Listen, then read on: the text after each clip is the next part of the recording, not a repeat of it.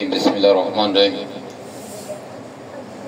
أفمن شرح الله صدره للإسلام فهو على نور من ربه فويل للقاسية قلوبهم من ذكر الله أولئك في ضلال مبين আল্লাহ পাক ইসলামের জন্য দ্বীনের জন্য যার কল্পকে খুলে দিয়েছেন সে আল্লাহ পাকের পক্ষ হতে নূর প্রাপ্ত হয়ে আলোকিত হয়েছে। যাদের কল্প আল্লাহ খুলে দেন নাই, যাদের কল্প এখনো সিল মারা, যাদের কল্প এখনো কঠিন গুনার ময়দানে মলিন, যাদের কল্প অসুস্থ, এরা ক্ষতিগ্রস্ত ও স্পষ্ট পথগ্রস্ত। ক্ষতিগ্রস্ত কিভাবে? যাদের কল্প সিল করা গুনার কারণে, ওই ব্যক্তির কল্পকে বলা হয়েছে কল্পের মারিদ, অসুস্থ কল্প। এই অসুস্থ কল্প নিয়ে যদি কেউ আমল করে, সূরা তাওবা 125 নম্বর আয়াতে আল্লাহ বলছেন, ওয়া আম্মাল্লাযীনা ফী কুলূবিহিম মারাদুন ফাযাদাতহুম রিজসান ইলা রিজসিহিম ওয়া মাতু ওয়া হুম কাফিরুন। যে ব্যক্তির কল্প অসুস্থ, অপবিত্র, মুর্দা, জিকির নাই, ওই ব্যক্তি যত নেক আমল করবে সব গুনাহে পরিণত হবে। আর এই অবস্থা যদি ইন্তেকাল করে কাফির অবস্থায় মৃত্যুবরণ করবে, তাহলে গুনাহগারের কল্প আল্লাহ সিল করে দেন। যে ব্যক্তি খাস তওবা করে, আল্লাহ পাক তার কল্পকে খুলে দেন, সিল কেটে দেন, তাকে নূর দান করেন। আর নূর দান করেন, আর ওই ব্যক্তিকে সিরাতাল মুস্তাকিম দান করেন। কলবে সিল কেটে দিয়ে নূর দান করে সিরাতাল মুস্তাকিম দিয়ে আল্লাহ পাক বলতেছেন, ইয়া আইয়ুহাল্লাযীনা আমানু আবতাগু ইলাইহিল ওয়াসিলা ওয়াজাহিদু ফি সাবিলিহি লাআল্লাকুম তুফলিহুন। হে ঈমানদারেরা, যে ব্যক্তি আল্লাহর পক্ষ থেকে নূর প্রাপ্ত হয়েছে, যার কল্প জিন্দা, কলবে জিকির আছে, ওই ব্যক্তিকে আল্লাহ পাক প্রকৃত ঈমানদার বলতেছেন। এই ঈমানদারের কথা সূরা আনফাল 2 নম্বর আয়াতে আল্লাহ বলেন, ইন্নামাল মুমিনুন আল্লাযীনা ইযা যুকিরাল্লাহু ওয়াজিলাত কুলুবুহুম। আল্লাহ পাক যার কলবে খুলে দিয়েছেন, কলবে ঈমানের নূর দান করেছেন, হিদায়াতের নূর দান করেছেন, ওই ব্যক্তির কল্প জিন্দা। ওই ব্যক্তি যখন কলবে খেয়াল রেখে আল্লাহর নাম স্মরণ করে, তার কলব আল্লাহ আল্লাহ জিকিরের স্পন্দন দেয়, দুলতে থাকে। এখন আল্লাহ পাক বলতেছেন, তাকে সিরাতাল মুস্তাকিম দান করা হলো, তাকে নূর দান করা হলো, আর পিছনের গুনাহ মাফ করে দেওয়া হলো, আর তাকে সিরাতাল মুস্তাকিমে ঢুকায় দেওয়া হলো। এই সিরাতাল মুস্তাকিমের পথ অজানা আছে না। এই সিরাতাল মুস্তাকিমে চলতে গেলে যারা এই পথে চলেছে, তুমি তাদের সঙ্গী হয়ে যাও। উনি যেভাবে আমল করে সিরাতাল মুস্তাকিমের রাস্তা অতিক্রম করেছেন, তুমি সেইভাবে তার থেকে শুনে শুনে আমল করো, তাহলে তুমি সফলতা লাভ করতে পারবা। এই রাস্তায় সিরাতাল মুস্তাকিমের পথে আমল করলে কি পাওয়া যাবে? সূরা রূম 30 নম্বর আয়াত, এখানে আল্লাহ বলতেছেন, ফাআকিম ওয়াজহাকা লিদ-দীনি হানিফা। ও বান্দা, তুমি তোমাকে সঠিক দ্বীনের উপরে প্রতিষ্ঠিত করো।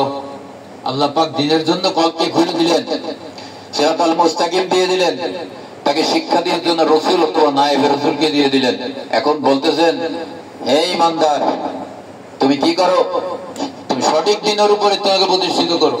এরপর আল্লাহ পাক বলতেছেন, সঠিক দ্বীন কি? ফিতরাতাল্লাহিল্লাতী ফাতারান নাস আলাইহা। আল্লাহ পাক প্রত্যেকটা মানুষকে তার ফিতরত দিয়ে জমিনে পাঠিয়েছেন। ফিতরত মানে আল্লাহর সিফাত, আল্লাহর গুণ। সিফাত দিয়ে আল্লাহ পাক জমিনে পাঠাইছেন। কেন? প্রত্যেকটা মানুষ হচ্ছেন আল্লাহ পাকের খলিফা, প্রতিনিধি। এই প্রতিনিধিত্বের মর্যাদা দিয়ে আল্লাহ পাক জমিনে পাঠাইছেন। লা তাবদীলা লিখালকিল্লাহ, আল্লাহর সৃষ্টির কোনো পরিবর্তন নাই। প্রত্যেকটা মানব সন্তানকে আল্লাহ পাক এই গুণ দিয়ে জমিনে পাঠান। যালিকা দীনুন কাইয়্যিম, ওই প্রকৃত দিন। তাহলে আল্লাহর গুণ, আল্লাহর সিফাত, এই সিফাত আমরা হারাইছি গুনার কারণে। এখন আল্লাহ পাক আবার নবী ও নবীর মাধ্যমে আমাদেরকে গুনাহ মাফ করে দিয়ে সিরাতাল মুস্তাকিম দান করলেন। আর সিরাতাল মুস্তাকিমে ঢুকে আল্লাহ পাক আমাকে হুকুম দিলেন যে তুই সঠিক দ্বীনের পরে আসো। সঠিক দ্বীন কি? আল্লাহর ফিতরত। এই ফিতরত আমরা হারাইছি। এখন আমরা প্রতিনিধি নাই, আল্লাহর খলিফা নাই, ওই স্তর অর্জন করার জন্য আমাকে সিরাতাল মুস্তাকিমে চলে সঠিক দিন অর্জন করতে হবে। সঠিক দিন কি? ফিতরাতুল্লাহ। এই আল্লাহর গুণে দ্বারা যখন কোনো ব্যক্তি নিজেকে বিকশিত করবে, নফস যখন ওই গুণে গুণী হবে, তখন আল্লাহ পাক বলতেছেন অফি আনফুসিকুম আফালা তুবসিরুন, ও বান্দা তুমি কি দেখো না আমি তোমার নফসের সঙ্গে মিশে আছি। নফসের সঙ্গে কি মিশেছে? আল্লাহর গুণ। সমগুণে গুণী না হলে প্রতিনিধি হয় না। এই সমগুণে গুণী হওয়া হচ্ছে প্রকৃত দিনে আসা। এখন আত্মশুদ্ধি না হওয়া পর্যন্ত এই সমগুণ আসবে না। সমগুণ না আসলে আমি প্রকৃত দিনে আসি নাই। এখন আমাকে কি করতে হবে? মোর্শেদের সাহায্য নিয়ে যেভাবে উনি সাজেশন দেন ওইভাবে আমল করে আমাকে প্রতিদিনের উপর নিজেকে প্রতিষ্ঠিত করতে হবে। প্রকৃত দিন তো বুঝতে পারলাম, আল্লাহর ফিতরাত, আল্লাহর গুণ। আল্লাহ পাক সমস্ত প্রশংসার মালিক। এই আল্লাহর সিফাত, আল্লাহর গুণের বিকার হচ্ছেন আল্লাহর রাসূল। এই জন্য তার নাম মুহাম্মদ। আল্লাহ প্রশংসিত, রাসূলও প্রশংসিত। কি জন্য? আল্লাহর গুণের কারণে।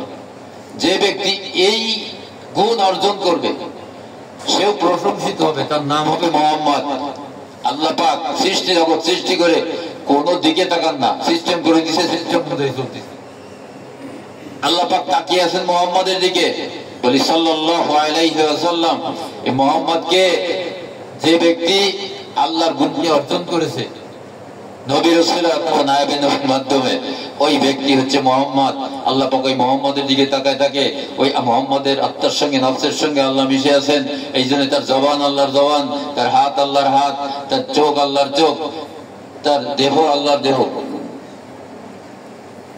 একটা আলো যদি আমি বড় একটা কাছের ভিতরে জ্বালাই দিই, একটা মোমবাতিও হারিকেনের কাছের ভিতরে জ্বালাই দিয়ে অনেক দূরে চলে গেলাম, দূর থেকে কি দেখা যাবে? গোল একটা আলো দেখা যাবে, গোল একটা আলো। কিন্তু আলোটা গোল না, আলোটা তার ভিতরে মোমবাতির মাথায় লম্বা জ্বলতেছে। দূরতে দেখলাম গোল, দেখা যাচ্ছে কাছও এখন কি হয়ে গেছে? আলো হয়ে গেছে। যখন আল্লাহ পাকের নূর কারো ভিতরে ঢোকে তখন তো দেহটা এরকম কাছের মতো আলোকিত হয়ে যায়। তখন আল্লাহ পাক তাকে দেখেন নিজের মতো।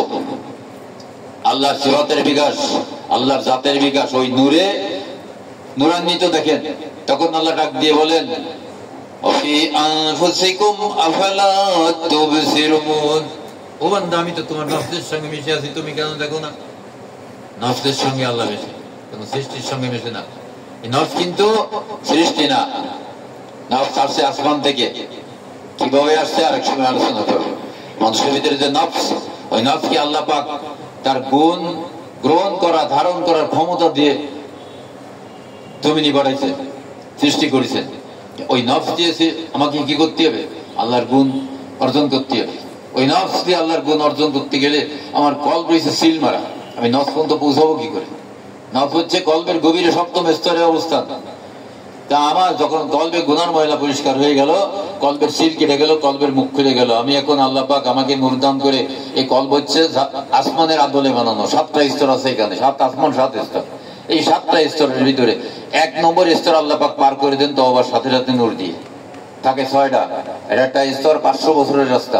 এখানে সামনে 6টা স্টেশন আছে, ট্রেনের স্টেশন যেরকম থাকে, খুলনা, দৌলতপুর, তাই না? এরকম আছে না এই স্টেশন? তো এইরকম 6টা স্টেশন পার হয়ে আমাকে নাফসিল মাকামে পৌঁছতে হবে।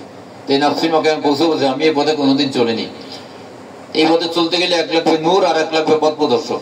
এই পথ প্রদর্শকের নাম হচ্ছে ওলিয়া মুর্শিদা, যিনি নূর দ্বারা সিরাতাল মুস্তাকিমের পথ প্রদর্শন করেন। ওই ব্যক্তির নাম হচ্ছে ওলিয়া মুর্শিদ। এটা আল্লাহ পাক যাকে দান করেন, যাকে ইজাজত দেন, সে ছাড়া পারবেন। তা আমরা কি বুঝলাম?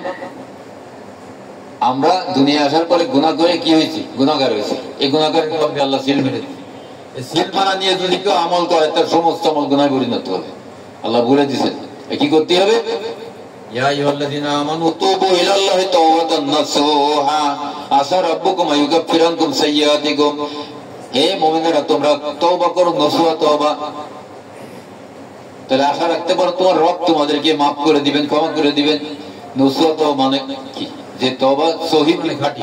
নসুহা যে তওবার দ্বারা মানুষ পবিত্র হয়, খাঁটি হয়, ওকে বলে নসুহা তওবা। এই নসুহা তওবা সিস্টেম হচ্ছে সূরা নিসা 64 নম্বর আয়াত। 1 নম্বর শরীয়তের বিধান মেনে চলা লাগবে। 2 নম্বর, নিজেকে গুনাহগার স্বীকার করা লাগবে। 3 নম্বর, রসুল অথবা নায়েবে রসুল মুর্শিদের দরবারে যেতে হবে। 4 নম্বর, মুর্শিদকে সাক্ষী রেখে আল্লাহর কাছে খাস দিলে তওবা করতে হবে। 5 নম্বর, মুর্শিদ তার জন্য আল্লাহর কাছে দোয়া করবেন, গুনাহ মাফি সুপারিশ করবেন, শাফাআত করবেন। রসুল শাফাআত করেছেন সাহাবাদের, শাফাআত মানে সুপারিশ করা, গুনাহ মাফির অনুরোধ করা, আল্লাহর কাছে দোয়া করা। তো মুর্শিদ শাফাআত করবেন, রসুলের শাফাআতে সাহাবারা মুক্তি পেয়েছে, মুর্শিদের শাফাআতে আমরা মুক্তি পাবো। আমাদের জন্য রসুলের বর্তমানে নায়েবে রসুল হচ্ছেন মুর্শিদ, রসুলের কাছ থেকে করবেন। নায়েবে রসুল যদি আমরা অস্বীকার করি, আলটিমেটলি কিন্তু আমরা রসুলকে অস্বীকার করলাম। আর রসুলকে অস্বীকার করলেই আল্লাহর বিধানকে অস্বীকার করা হলো। যদিও সে নামে মুসলমান, কিন্তু তার কোন কথার নাম বুঝতে তো বুঝতে পারছি। ব্যাপার হচ্ছে এরকম। তাহলে আমরা কি করবো? তওবা করেছি, এখন 10 লতিফ আগে আমাদের ঠান্ডা করতে হবে, সহি করতে হবে। কম পবিত্র হয়েছে, আর বাকি আছে 9টা। এই 9টা পবিত্র করে এখানে নূর সেট করলে আমাদের কি হবে? তওবার ফয়েজ, তওবার ফয়েজ যখন সেট হয়ে যাবে, গুনাহ থেকে ফিরে থাকবে। এনাবাতের ফয়েজ, তওবা করেছি যে আমি, আমাকে সহযোগিতা করবে রুহানি শক্তি, এনাবাত এটা আল্লাহ দান করবেন। সিরিয়াসে জোহদের ফয়েজ, দুনিয়া কিন্তু আমাদেরকে হাতছানি দিয়ে ডাকে তার দিকে, দুনিয়ার মোহমায় আমরা কিন্তু পাপ করি। এই জোহদের ফয়েজে দুনিয়ার মহব্বত কমা দেবে, আল্লাহর মহব্বত বাড়ায় দেবে, তাহলে আমি পাপ থেকে মুক্ত থাকতে পারবো। তারপর হচ্ছে খবিতে ওরার ফয়েজ, ওরা মানে তাকওয়া, পরহেজগারি। এই পরহেজগারি তাকওয়া, এটা হচ্ছে যখন তার ভিতরে এই নূর আসবে, তখন আল্লাহ পাকের ভয় তার অন্তরে পয়দা হবে, গুনাহ থেকে ফিরে থাকবে, নেক আমল করবে। এরপরে আখফাতে শুকরের ভয়, আখফাতে যখন নূর আসে, শুকরের নূর, ওই বান্দা শুকর গুজার হয়ে যায়। সার্বক্ষণিক আল্লাহর কাছে সর্বপ্রথম শুকর গুজার থাকে। নফসে আসে তাওয়াক্কুলের ভয়, তাওয়াক্কুলের ভয় যদি না আসে, সে আল্লাহর উপর তাওয়াক্কুল করতে পারবে না। সে মনে করবে কি, চাকরি না করলে খাবো কি, ব্যবসা না করলে খাবো কি, জমিতে দান না হলে খাবো কি। এই যে বিভিন্ন উৎস, এই উৎসকে তারা রিজিক দাতা মনে করে, তো শিরিক। যখন তাকে আল্লাহ পাক ওই বুঝদান করবেন, তাওয়াক্কুলের ফয়েজ দেবেন, তখন সে আল্লাহর উপরে তাওয়াক্কুল করবে, নির্ভরশীল হবে, ওই সমস্ত শিরকিয়াত থেকে সে মুক্ত হয়ে যাবে। তাহলে নূর আমাদের দরকার আছে না, ফয়েজগুলো দরকার আছে না। এরপরে আছে আগুন, পানি, মাটি, তার মহাশক্তি। আগুনের কাজ কি? জ্বালায় পুড়ে সব ধ্বংস করে দাও। এয়ারপোর্টে 1000 কোটি টাকার মাল পুড়ে ধ্বংস করে দিচ্ছে। এই আগুনের শক্তি, আমাদের ভিতরে আগুন আছে, তাপ আছে। তাপের কাজ হচ্ছে, যখন রাগ উঠবে তখন হিদায়াত জ্ঞান হারায় ফেলায় মানুষ, আর একটা মানুষকে মাথায় বাড়িতে মাথা ফাটায় দিয়ে তার মেরে ফেলে, তারপরে কি হয়? ফাঁসির কাছে চলে। তা এই যে ক্ষতিকর যে জিনিস, যখন তাসলিমের ফয়েজ আসবে, তখন একটা সীমার ভিতরে চলে আসবে, তার জন্য আর ক্ষতির কারণ হবে না। এরপরে হচ্ছে কানাত, অল্পে দুষ্টি। আমাদের ভিতরে পানি আছে, পানির কাজ কি? সব ডুবই দিয়ে একাকার করে নিজের দখলে নিয়ে, ওই বোর্ডের মাথা উঁচু আছে, ডুবই দিয়ে আরো পানি দিয়ে সব ডুবাই দিয়ে, এখন কে মালিক? এখন পানি গায়ে আমি একাই মালিক, এখানে আর কেউ নেই, একেবারে সাগরের মতো থই থই। এই স্বভাব মানুষের ভিতরে আছে, কিসের জন্য? পানি থাকার জন্য। অল্পেতে ঘুষায় না। বাড়ি একটা হয়েছে, এটা 10 তলা করতে পারলে ভালো হতো, 10 তলা হয়েছে, পাটেরটাও আমার বলি ভালো হতো। এই লাইন সব হয়ে গেছে, এখন ওই পাশের বাড়িগুলো হলে ভালো হতো, রোডটা পুরো আমার ভিতর দিয়ে হতো, আমার নাম থাকবে দুনিয়া, তাই না? মানুষ আমার নাম বলবে, অমুক 10টা বাড়ির মালিক। এই যে অবস্থাটা মানুষের, পোষায় না মোটে। কানাতের ফয়েজ, অল্পে তুষ্টি। আল্লাহ পাক যা দিয়েছেন, সুখও তোমার, দুঃখও তোমার, দুই নয়নের আলো, যে চোখেতে তাকাও প্রভু সেই আমার ভালো। আল্লাহ যেরকম রাখে ওই রকম সে আলহামদুলিল্লাহ বলে, অল্পে তুষ্ট হয়ে যায়। এরপরে আছে মাটি। মাটির ভিতরে একটা রড পুঁতে রাখেন, 1 বছর পরে দেখবেন খালি লাল দাগ আছে, মাটির লোহার খবর নেই, হাও হজম করে ফেলেছে। এই এত বড় একটা মানুষ যে কবর দিয়ে আসি আমরা, 2 বছর পরে যায় আরো অর্ধেক শুকিয়ে যায়, ক্ষয় হয়ে যায়, মাটি খেয়ে ফেলে। তো এই যে মাটির মধ্যে পেট ভরে না, যত দেবা অত সে হজম করে ফেলে। এই স্বভাব কিন্তু মানুষের আছে। মানুষ জন্ম থেকে একেবারে কবরে যাওয়ার আগ পর্যন্ত ধনের অন্বেষণ করবে। এই যে আকাঙ্ক্ষা তার ভিতরে, রেজার ফয়েজ যখন আসবে, তখন সে হৃদয় মাওলা আল্লাহর উপরে সন্তুষ্ট হয়ে যাবে। এই স্বভাব তার থেকে নিয়ন্ত্রণে চলে আসবে। দরকার আছে, কিন্তু অত দরকার নেই। দুনিয়া চলার জন্য মুসাফির এলাকাতে যতটুকু দরকার, অত দরকার নেই। এই অবস্থা তার ভিতরে তৈরি। এরপরে সবর, আমার ভিতরে বাধা আছে না? বাতাসের কাজ কি? চঞ্চলতা, অস্থিরতা। ঝড় দিয়ে সব তছনছ করে দেয়, ভেঙে ফিরে দুমড়ায় মুচড়ায় দেয়। এই যে ক্ষতি করে, আমার ভিতরে চঞ্চলতা অস্থিরতা আছে, যখন সবরের ভয়ে যাচ্ছে তখন এটা নিয়ন্ত্রণে চলে আসবে। তাহলে এই 10টা লতিফায় 10টা নূর, এই 10টা নূর হচ্ছে আসমান থেকে আমার জন্য কি, আমাকে সংশোধন হওয়ার জন্য ওষুধ। এই ওষুধ মুর্শিদ ডাক্তারের মাধ্যমে আমার কাছে আসবে। যে ব্যক্তি ডাক্তারখানায় না যাবে সে ওষুধ পাবে না। ওষুধ বিনা পয়সায় সরকারি ওষুধ, কিন্তু ডাক্তারখানা তো যেতে হবে আমাকে, না গেলে তো ওষুধ পাওয়া যাবে না। এরপরে আছে নফসের দোষ। কলব সালিম হয়ে গেল এই 10টারে যদি আমি ঠাটা করতে পারি। কলবে সালিম, ইয়াউমা লা ইয়ানফাউল মালু ওয়ালা বানুন ইল্লা মান আতা আল্লাহ বিকলবিন সালিম। ওই কিয়ামতের দিন স্ত্রী পুত্র ধন সম্পদ কোনো উপকারে কোনো কাজে আসবে না, দুনিয়ার কোনো মানুষ তার কোনো উপকারে আসবে না, আসবে একমাত্র কলবে সালিম। এই কলবে সালিম নিয়ে গেলে নবীর শাফাআতে সে মুক্তি পাবে। এরা হচ্ছে ডাইনের কাতারের লোক। এই কলবে সালিম উপকারে আসবে। কিন্তু যদি নফসে মুতমাইন্নাকে ওখান থেকে অর্জন করে যায়, কিয়ামতে তার কিন্তু হিসাব দেওয়া লাগবে না। তাকে আল্লাহ শুধু এটা ডাক দেবেন, ইয়া আইয়াতুহান নাফসুল মুতমাইন্না ইরজিই ইলা রাব্বিকি রাদিয়াতাম মারদিয়া ফাদখুলি ফি ইবাদি ওয়াদখুলি জান্নাতি।